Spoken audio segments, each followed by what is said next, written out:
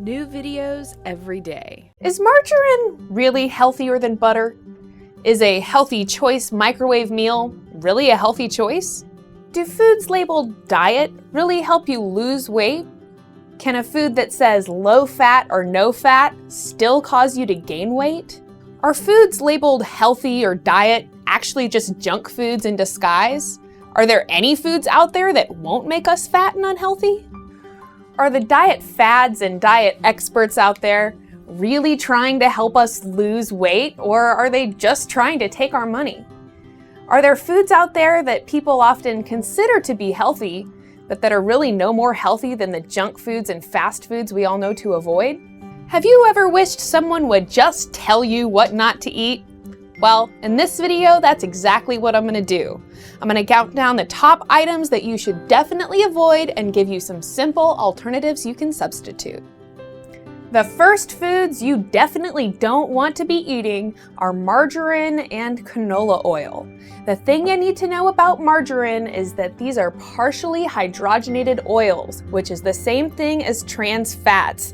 These foods are actually illegal in Europe. They have been banned, but they are still in all kinds of the foods that we're eating. So you want to avoid margarine and just go for the actual butter. It even tastes better than the margarine you're replacing.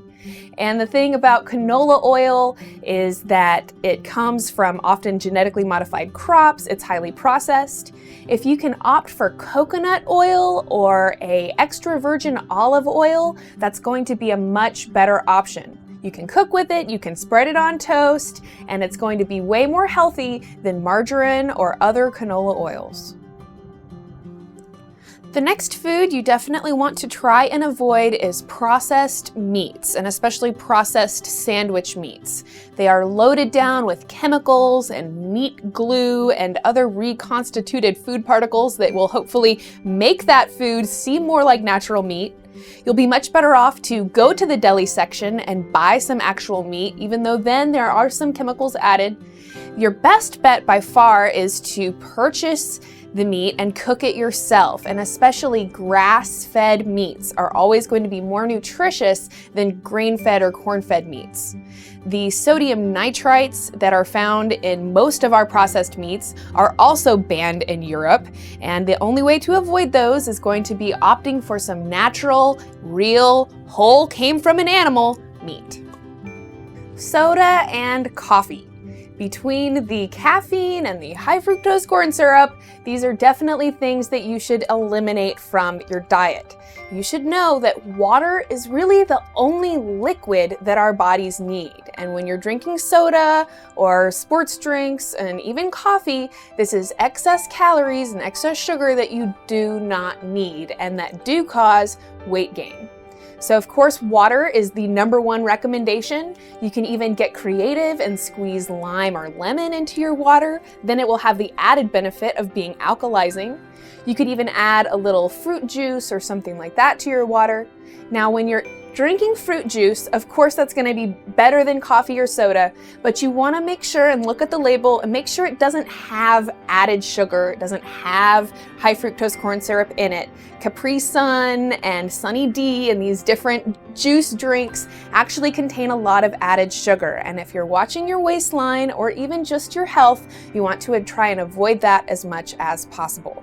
Eating the whole fruit is going to be better than the fruit juice, but fruit juice is definitely going to be better than soda or coffee.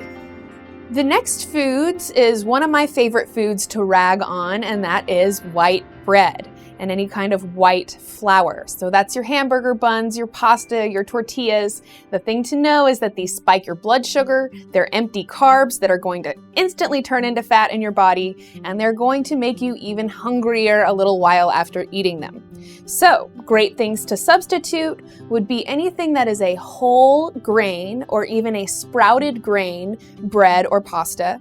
Quinoa is also another great grain that goes really well when you want a carb to put in with a meal. Brown rice is also really delicious. And if you go into a health food store, you'll find a whole section of different pasta and bread products that are gluten-free, that are based in rice, that are based in quinoa or buckwheat or other different things. So there are some foods you can purchase that will not contain refined, bleached, or unbleached white flour, because that is definitely something that you want to avoid. Now, along the same lines, cereal is also on this list. Cereal is also usually made from the same white refined flour, which is also banned in Europe, and it also contains a whole lot of added sugar and high fructose corn syrup. And when you are looking at alternatives to those processed cereals, again, brown rice, quinoa, granola, whole grain oats, any of these things are going to be a lot better, and you just want to watch for the added sugar content. When I want a little something sweet in the morning, I would like to sweeten with adding berries or adding a little bit of honey. And by avoiding these processed packaged cereals, that will be a great step towards a healthier and happier you.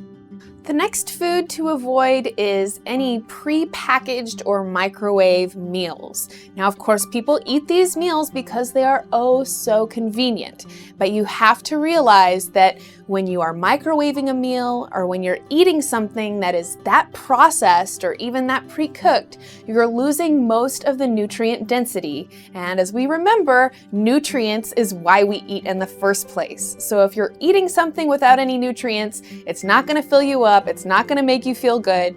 So a great alternative would be to cook things in bulk. When you are cooking at home, go ahead and make a big batch of that food, and then you can create your own pre-packaged microwave meals. And that's going to be a lot more healthful than consuming all of the processed sugar and processed wheat that's in the food and all of the chemicals that are added to the food so that it will be preserved. The next foods to avoid are candy, chewing gum, and sweets in general. Now, you know that, of course, but what I want to point out here is that a lot of times we're eating things that are really sweet and that we should be considering desserts, but we're eating them like they're a snack, or we're just munching on them throughout the day. And it's important that if you're just snacking on something, that it's really just a snack and that it's not a dessert. Because if the foods you're snacking on contain so much sugar that they're a dessert, you need to recognize that, or else you're not giving yourself a true evaluation of how much sweets you're eating. The other thing is that most candies are actually fruit flavored. Skittles and things like this, they're actually flavored like fruit.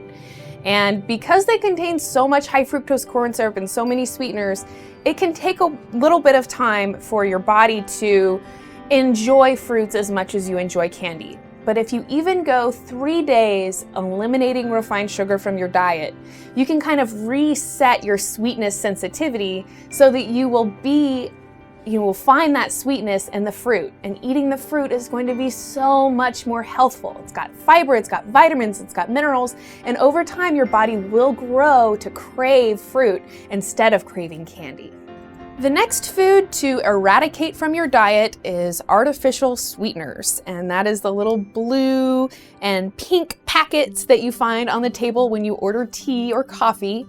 And these chemicals, these are man-made chemicals, they have been found to be neurotoxic, and they have been found to have a whole myriad of other health effects that are very unfavorable.